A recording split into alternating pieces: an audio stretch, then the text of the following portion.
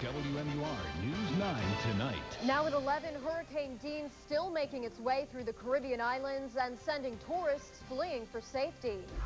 As Hurricane Dean passes Jamaica, it's got its sights set on the Cayman Islands and the Yucatan Peninsula. And Tropical Storm Erin swamps homes in Oklahoma, leaving residents trapped. What happened during one dramatic helicopter rescue? Senator Barack Obama hits New Hampshire once again and faces tough questions about his level of experience. Officials in Utah concede 6 trapped miners may never be found. The reaction from family members tonight. And it's welcome home for the owner of a Temple Inn, finally back on track after facing some immigration problems. Good evening. Breaking news off the top tonight. The baby born earlier this month after a fatal crash that claimed the life of her mother has also died. The newborn Rachel Stanley was born at Parkland Medical Center in Derry back on August 8th, then transported to Mass General in Boston. We have confirmed she died tonight just after 6 p.m. Her mother, 24-year-old Tanya Wells, had gotten into an argument with her boyfriend and got out of his moving pickup truck on Island Pond Road in Derry and was then crushed by the back wheel. Wells later died from her injuries. No word tonight if any charges will be filed. Our other top story tonight at this hour, Hurricane Dean is plowing into Jamaica as a Category 4 storm packing 145-mile-an-hour winds and dumping torrential rains. Tourists on other islands in Dean's path are packing up and hoping to make it home before the storm arrives. And the storm could strengthen before arriving in the U.S. in just a few days. We do have live team coverage for you tonight, and we begin with Paul Mueller, who has more on the storm's path of destruction. Paul. Kriya, the powerful Category 4 hurricane has already killed 8 people on its destructive path in the Caribbean. Government officials from the Cayman Islands to Texas calling for evacuations, while tonight the people of Jamaica dealing with the devastation after that island takes a direct hit. Can you see the eye? The view from space as Hurricane Dean churns through the Caribbean. The Category 4 hurricane lashing Jamaica Sunday with 145-mile-per-hour sustained winds. The torrential range expected to dump up to 20 inches of rain on the island. Jamaica taking a near direct hit with Dean's eye passing just to the south Sunday night. This as the Prime Minister makes a last-minute plea for people to abandon their homes and head for the more than 1,000 shelters set up. Do you think you're ready? Well, yes, we are. Yes, we are. Officials may be ready, but most residents ignore the call, afraid to leave because of the possibility of looting. I still trust God. I trust Him to take care of us. I'm not going to no share. You're not scared? I'm not scared. Authorities cutting power on the island to prevent damage to the electrical infrastructure, while police sent to commercial districts to prevent looting and enforce curfews. Meantime, officials at the National Hurricane Center projecting Dean will reach a powerful Category 5 hurricane with sustained winds of 160 miles per hour before crashing into the Cayman Islands on Monday and Mexico's Yucatan Peninsula after that. And in the Cayman Islands, thousands of tourists there evacuated. The same situation in the Yucatan Peninsula in Mexico, and the cleanup continuing tonight in the Dominican Republic and Haiti. All this as Dean marches westward with more destruction in its path. Reporting live, Paul Mueller, WMUR News 9. Kriya. Thanks, Paul. One of Mexico's most popular resorts is in the path of Hurricane Dean. Cancun could be hit tomorrow or Tuesday. Tourism officials say they expect to fly out some 75,000 tourists by tomorrow. Thousands have already left, packing the airport today. We came yesterday into Cancun to go to the Mayan Palace on our honeymoon, and they told us we can't check in, so now we have to go home back to New York tonight at midnight. The last hurricane to ravage the area was Wilma 2 years ago. Following that storm, looting became a problem on the streets of Cancun. This time, the government is thinking ahead and has already ordered 300 additional troops to patrol the streets. Here in the U.S., FEMA is warning residents of South Texas to get ready to get out. Forecasters fear Hurricane Dean could become a powerful Category 5 storm by the time it reaches the Gulf of Mexico.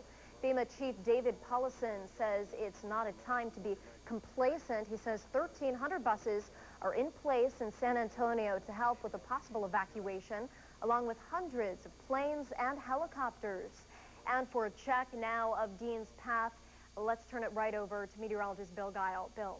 All right, Kriya. Well, actually, the very latest information having come in just the past 10 minutes, and a brand new course and strength of this storm. We're going to take a look at that. But right now, if you're plotting it, here is the latest on Hurricane Dean. It's located at 17.6 north and 78.8 west, moving to the west at 20 miles an hour, packing winds of 145 miles an hour. It's now passing the island of Jamaica.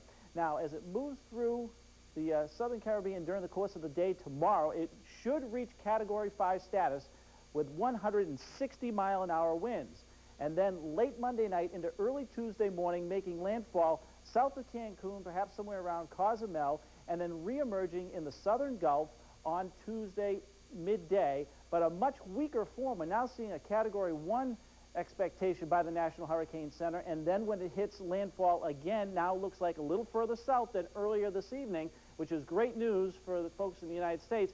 We could be seeing it as more of a Category 1 or maybe a week 2 by the time it makes landfall in Mexico. That's the latest projections. Of course, these things can adjust a little bit with time, so obviously stay tuned for the latest updates. Coming up in a little bit, we're going to take a look at your latest forecast for the week ahead. All right, Bill, thanks. Of course, Hurricane Dean could have an effect on gas prices.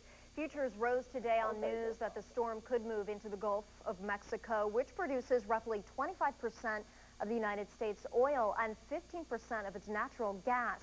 AAA says an impact on refineries could have a ripple effect at the pump. Generally speaking, if the storm has any kind of impact on refineries or platforms, meaning that the platforms get shut down or damaged, or refineries get shut down or damaged, or we have some transportation delays in the Gulf, we'll probably see a corresponding price increase in the aftermath. Out in the Gulf of Mexico, where there's absolutely no protection, the government is evacuating 13,000 oil workers from the oil rigs there. So far, Granite Staters are not seeing any impact at the pump. Right now, prices on average are running about $2.72. That's down about 20 cents from a month ago. The national average is $2.76. What's left of Tropical Storm Erin has swamped homes and highways in Oklahoma. Flash floods ripped through neighborhoods, leading to some dramatic rescues. Take a look at this. During an attempt to airlift one person to safety, the victim actually fell. You can see there the chopper went back around and was able to get the woman again and bring her to higher ground. More than 7 inches of rain fell in some places. And we will continue to track Dean on our website. Plus, you can take a look at the forecast. It's all at WMUR.com.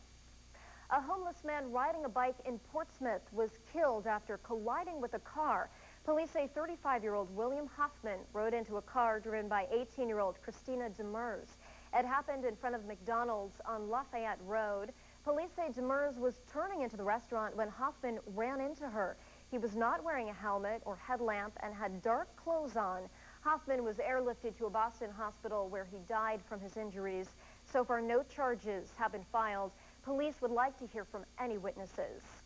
And a passenger in a car was killed today in Littleton after the vehicle collided with a moose and then a tree. Police say the station wagon hit a moose on I-93 and then went off the road, striking a tree. The passenger, 28-year-old Amy Perkins, was pronounced dead at the scene. The driver is being treated for non-life-threatening injuries. A 2-alarm blaze in Wolfboro destroyed a garage, and luckily, crews were able to keep the flames from the attached home. Everyone got out of the house safely. Firefighters believe the cause is accidental. 5 surrounding communities assisted Wolfboro. Relief and gratitude tonight from a local innkeeper who thought he'd never be allowed to return to his business. After weeks of waiting in his native England, officials told Andrew Cook they wouldn't renew his U.S. visa. But he says friends and local lawmakers pulled through. From the looks of this celebration, you'd never know the last 6 weeks have been agonizing for these 2 innkeepers. Total loss, total frustration. Nearly 2 months ago, Andrew Cook went home to London to get his U.S. visa extended, but the U.S. Embassy said no. To start with, it was numbness because I really couldn't believe what had happened, because we really felt it was a formality. U.S. officials were concerned that Andrew and his partner, Nick Finnis, weren't bringing in enough money at the Birchwood Inn, questioning the legitimacy of their business. That was the hard thing, is that the community believed in us. We believed in them, what we were doing was right, In fact, weeks ago when News 9 interviewed Finnis, it was clear he thought Cook may never be allowed back and that he too may have to leave the inn. I'm scared of having to go back to England,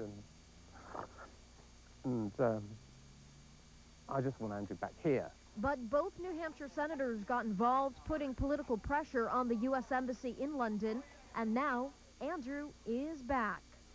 This crisis has really pointed out to us, like nothing else, how important it is that this business stay where it is and that Andrew and Nick be a part of our community. We needed them, they needed us.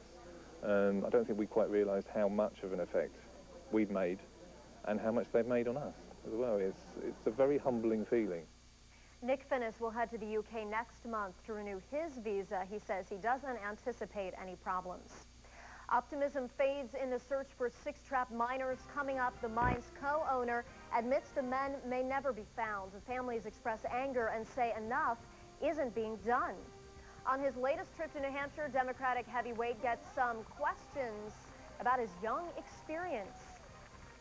And we will have a couple of unseasonably cool days ahead, but don't worry, the summer muggies will be back. And in spite of the muggies, it might be August, but things were pretty frosty atop Mount Washington. A closer look at this unusual weather. Caravan. Lessons of the deep following a soldier's watery journey through scuba school. It's been called Concord, Chiswick, Gunthwait, Lisbon, and Sugar Hill. I'll tell you the story. On the next New Hampshire Chronicle. Monday night at 7:30. A grim anniversary today for the Colbrook community. It was 10 years ago that Carl Draga killed two state troopers, a judge, and a newspaper editor in a dispute over property rights. The 67-year-old was later killed in a gun battle in Brunswick, Vermont, after wounding 4 other law enforcement officers. Draga gunned down troopers Leslie Lord and Scott Phillips in a supermarket parking lot. He shot part-time judge Vicki Bennell as she ran for her life, and then killed editor Dennis Juice, who tried to wrestle the gun away. Before he went on the rampage, Draga set his house in nearby Columbia on fire. In Utah, rescuers have lost nearly all hope of ever finding 6 trapped miners. A co-owner of the mine says it's likely the men may not be found. A 4th hole drilled in the mine found air quality too low to sustain life. Crews will now drill a 5th hole. On Thursday, the underground rescue operation was suspended indefinitely after 3 rescuers were killed in a second mine collapse. But I can't say with certainty that we will be able to continue the underground efforts.